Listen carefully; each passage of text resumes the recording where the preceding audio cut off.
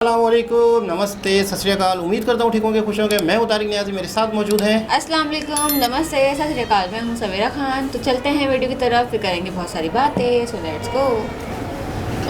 तो दोस्तों, वीडियो का टाइटल है all Indian fighter freedom fighter with their birth states, birth and death date. So start करते हैं वीडियो को। Let's play.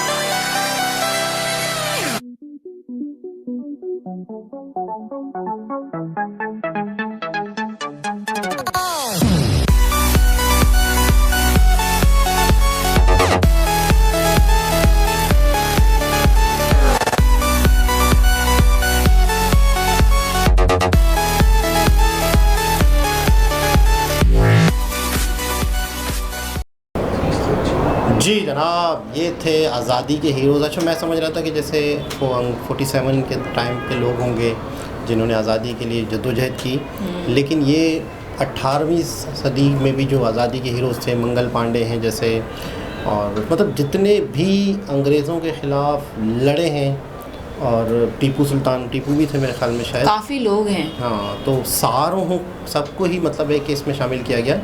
और ये वो लोग थे जिनकी वजह से आज अंग्रेज़ यहाँ से गया है, और बहुत बड़े बड़े नेता थे।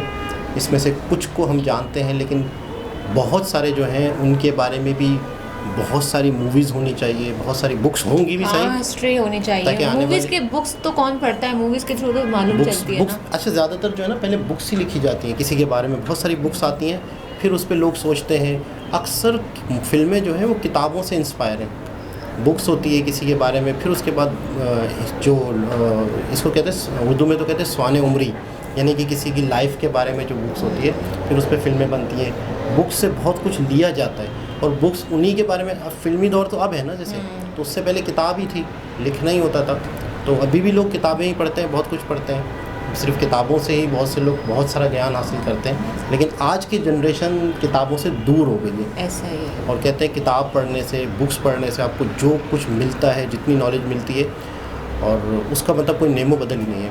तो खैर बहरहाल बहुत सारे लोग इसमें थे, लेकिन ज़्यादातर यूपी, मुझे ऐसा लग रहा था यूपी और पंजाब। पंजाब, यानी इसका मतलब ये है कि यहाँ के लोग आज़ादी में ज़्यादा मतलब शामिल थे।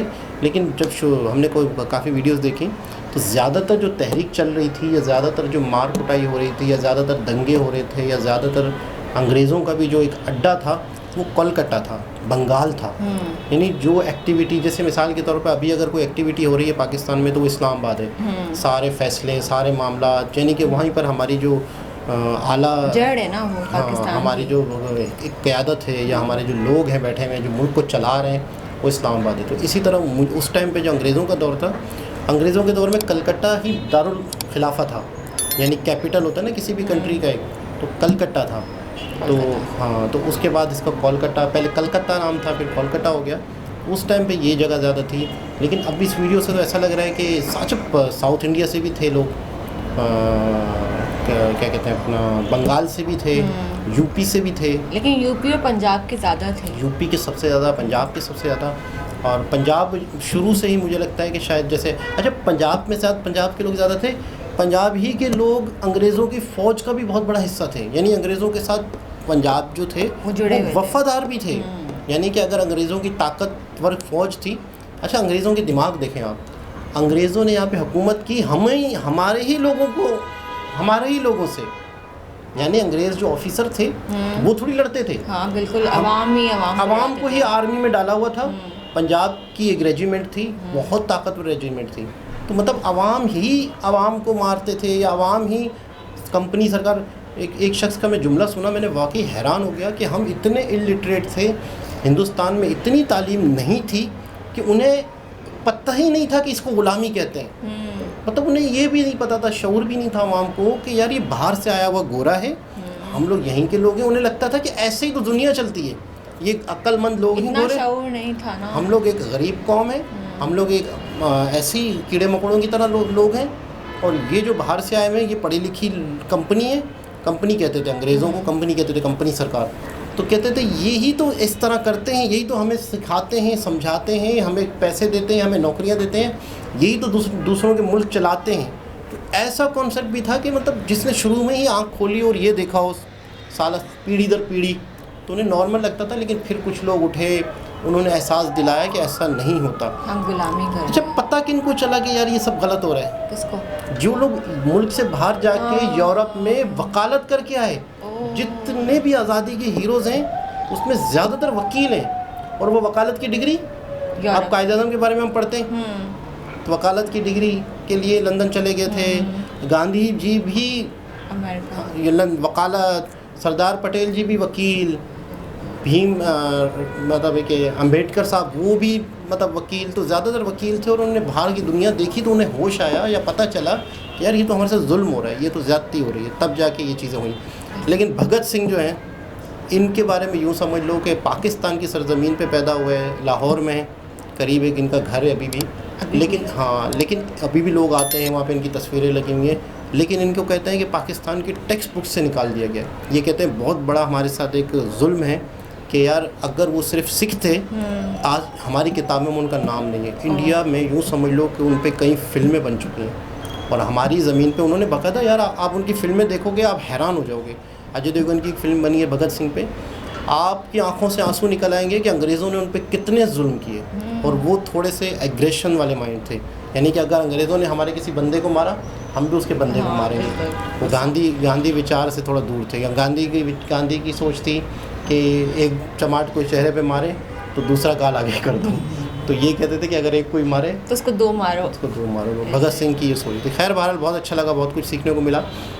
उत्तर प्रदेश ये आज पता चला। और उत्तर प्रदेश से यूपी से माइग्रेशन भी बहुत हुई है मुसलमानों की। जब पाकिस्तान बना था तो बहुत सारे लोग यूपी से आए हुए हैं। अभी भी यहाँ कराची में, पाकिस्तान में बहुत सारे ऐसे लोग मिलते हैं जो कहते हैं यूपी का हूँ, यूपी से आए हम लोग। यूपी के बहुत से लोग हैं, हैदराबाद से भी हैं, यूपी से भी हैं। दोबारा किसी और बड़ी साथ आपसे मुलाकात होती है, जब तक के लिए ख्याल रखें। अल्लाह हाफिज़। यहाँ कराची में कोई इलाका भी